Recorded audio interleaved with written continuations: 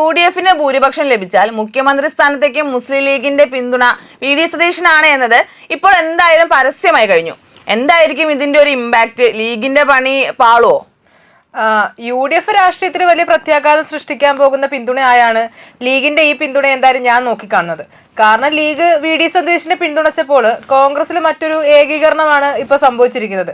അത് സതീഷിനെതിരാണ് എന്നാണ് ഞാൻ എന്തായാലും മനസ്സിലാക്കുന്നത്. ഭൂരിപക്ഷ എംപിമാരും മറ്റുന്നത കോൺഗ്രസ് നേതാക്കളും എല്ലാം ലീഗ് പരസ്യ നിലപാട് സ്വീകരിച്ചതിൽ വലിയ രോഷത്തിൽ തന്നെയാണുള്ളത്. ഈ കോൺഗ്രസിന്റെ മുഖ്യമന്ത്രിയെ തീരുമാനിക്കാൻ ലീഗിന് എന്താണ് അവകാശമെന്നാണ് അവർ ഉന്നയിക്കുന്ന ഒരു ചോദ്യം. ലീഗിന്റെ മന്ത്രിമാർ ആരാകണമെന്ന അഭിപ്രായം കോൺഗ്രസ് പറയാത്തൊരു സാഹചര്യത്തില് ഇത്തരം അഭിപ്രായ പ്രകടനം അനുചിതമാണ് എന്ന നിലപാട് കോൺഗ്രസ് ഹൈക്കമാൻഡിനും എന്തായാലും ഉണ്ട്. അപ്പോൾ ഈ ഹൈക്കമാൻഡ് വി.ഡി. സതീശനെതിരായ ഒരു നിലപാട് സ്വീകരിക്കുമെന്നാണോ ആഗ്ര പറഞ്ഞു വരുന്നത്? തീർച്ചയായിട്ടും അങ്ങനെ തന്നെയാണ് ഞാൻ എന്തായാലും കരുതുന്നത്. കാരണം മുസ്ലിം ലീഗ് UDFിലെ പ്രധാന ഘടകകക്ഷി ആയതിനാൽ ഈ KC വേണുഗോപാലിനെ മുഖ്യമന്ത്രിയാക്കി ഉപതെരഞ്ഞെടുപ്പിന് തയ്യാറാകരുത് എന്ന ലീഗ് നിലപാടിന് കോൺഗ്രസ് ഹൈക്കമാൻഡിന് തീർച്ചയായിട്ടും വഴങ്ങേണ്ടതായിട്ട് വരും. പക്ഷെ അങ്ങനെ വഴങ്ങേണ്ടി വരുന്ന കോൺഗ്രസ് ഹൈക്കമാൻഡ് പിന്നെ ലീഗിന്റെ താല്പര്യപ്രകാരം ഒരിക്കലും വി.ഡി. സതീശിനെ മുഖ്യമന്ത്രിയാക്കാൻ എന്തായാലും ശ്രമിക്കത്തില്ല. അങ്ങനെ ഒരു തീരുമാനം കോൺഗ്രസ് എടുക്കുന്നത് ലീഗിന് മുന്നിൽ കീഴടങ്ങുന്നതിന് തുല്യമായിട്ടാണ് എന്തായാലും മാറുക. അത് കോൺഗ്രസ് നേതൃത്വം മാത്രമല്ല UDF ലീഗ് ഒഴികെയുള്ള മറ്റ് ഘടകകക്ഷികൾ പോലും ഇഷ്ടപ്പെടുന്നില്ല എന്നതാണ് ഒരു യാഥാർത്ഥ്യം. അങ്ങനെയാണെങ്കിൽ പിന്നെ ആരായിരിക്കും UDFന് ഭരണം ലഭിച്ചാൽ മുഖ്യമന്ത്രിയാകാൻ സാധ്യതയുള്ളത്? എന്റെ ഒരു അഭിപ്രായത്തില് അതിന് നറുക്ക് വീഴുക എന്തായാലും രമേശ് ചെന്നിത്തലയ്ക്ക് തന്നെയായിരിക്കും. ഈ തനിക്ക് മുഖ്യമന്ത്രിയാകാൻ കഴിഞ്ഞില്ലെങ്കിൽ പിന്നെ AICCയുടെ ജനറൽ സെക്രട്ടറി ആയിട്ടുള്ള KC വേണുഗോപാൽ പിന്തുണയ്ക്കുക തീർച്ചയായിട്ടും രമേശ് ചെന്നിത്തല തന്നെയായിരിക്കും. ഈ കോൺഗ്രസിലെ വിഭാഗത്തിന്റെ പിന്തുണയും ചെന്നിത്തലയ്ക്ക് തന്നെയാണ് എന്നാണ് ഞാൻ എന്തായാലും മനസ്സിലാക്കുന്നത്. അങ്ങനെ വന്നാല് ജയിച്ചു വരുന്ന കോൺഗ്രസ് MLA-മാരിലെ ഭൂരിപക്ഷത്തിന്റെയും പിന്തുണ ചെന്നിത്തലയ്ക്കായിരിക്കും. മാത്രമല്ല ഈ ലീഗിന്റെ പരസ്യ നിലപാടിൽ പ്രതിഷേധമുള്ള എംപിമാരും അതേപോലെ തന്നെ മുതിർന്ന കോൺഗ്രസ് നേതാക്കളും എല്ലാം ലീഗ് മുന്നോട്ട് വെക്കുന്ന നേതാവിനെ മുഖ്യമന്ത്രിയാക്കരുത് എന്ന നിലപാടിലാണുള്ളത്. അത്തരം ഒരു നിലപാട് ഈ നേതാക്കൾ സ്വീകരിക്കാൻ മറ്റു ചില കാരണങ്ങൾ കൂടിയുണ്ട്. അത് ഭൂരിപക്ഷ സമുദായങ്ങളും ഈ ക്രൈസ്തവ വിഭാഗങ്ങളും കോൺഗ്രസിൽ നിന്നും അകലും എന്നത് തന്നെയാണ്. ഈ ഘടകങ്ങളെല്ലാം പരിഗണിക്കാതെ ഒരു തീരുമാനം എടുക്കാൻ എന്തായാലും ഈ കോൺഗ്രസിന്റെ ഹൈക്കമാൻഡിന് കഴിയുമെന്നൊന്നും എനിക്ക് തോന്നുന്നില്ല. മുസ്ലിം ലീഗ് താല്പര്യപ്രകാരം മുതിർന്ന നേതാക്കളെ തഴഞ്ഞ് കോൺഗ്രസ് കേരളത്തിലെ മുഖ്യമന്ത്രിയെ തെരഞ്ഞെടുത്തു എന്നൊരു പ്രചരണം ദേശീയ തലത്തിൽ ഉയരുന്നത് എന്തായാലും ഹൈക്കമാൻഡ് അങ്ങനെ ആഗ്രഹിക്കത്തൊന്നുമില്ലല്ലോ ഡോണെ. ഈ ലീഗിന്റെ പതാക തന്നെ ഉത്തരേന്ത്യയിലെ BJP കോൺഗ്രസിനെതിരായ പ്രചാരണമാക്കി എങ്ങനെയൊക്കെ മാറ്റി എന്നറിയാവുന്ന ഈ കോൺഗ്രസിന്റെ ദേശീയ നേതൃത്വം അതുകൊണ്ട് തന്നെ കേരളത്തിലെ മുഖ്യമന്ത്രി സ്ഥാനം സംബന്ധിച്ച് ഒരു റിസ്ക് എടുക്കാൻ എന്തായാലും തയ്യാറാവില്ല. അതുകൊണ്ടാണ് ഞാൻ പറയുന്നത് മുഖ്യനാവാൻ സാധ്യത കൂടുതൽ രമേശ് ചെന്നിത്തലയ്ക്ക് തന്നെയാണ് എന്നുള്ളത്.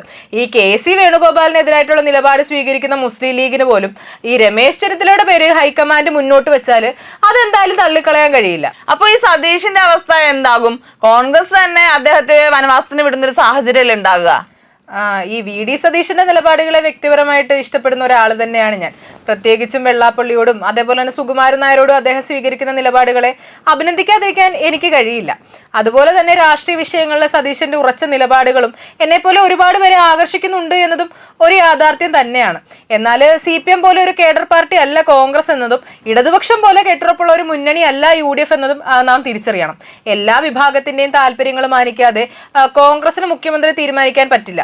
അങ്ങനെ ഏകപക്ഷീയമായിട്ട് തീരുമാനിച്ചാൽ വലിയ പൊട്ടിത്തെറി തന്നെ കോൺഗ്രസിന് എന്തായാലും സംഭവിക്കും. അതിന്റെ അലയൊലി ദേശീയ തലത്തിലും തീർച്ചയായിട്ടും വ്യാപിക്കും. അതുകൊണ്ട് തന്നെ എല്ലാ വിഭാഗത്തിനും സ്വീകാര്യനായ അല്ലെങ്കിൽ സ്വീകാര്യമായ ഒരു തീരുമാനമായിരിക്കും കോൺഗ്രസ് ഹൈക്കമാൻഡ് കൈക്കൊള്ളുക എന്നാണ് ഞാൻ കരുതുന്നത്. അവിടെയാണ് രമേശ് ചെന്നിത്തലയെ പോലുള്ള ഒരു സീനിയർ നേതാവിന്റെ പേരിന് പ്രസക്തി വർദ്ധിക്കുക.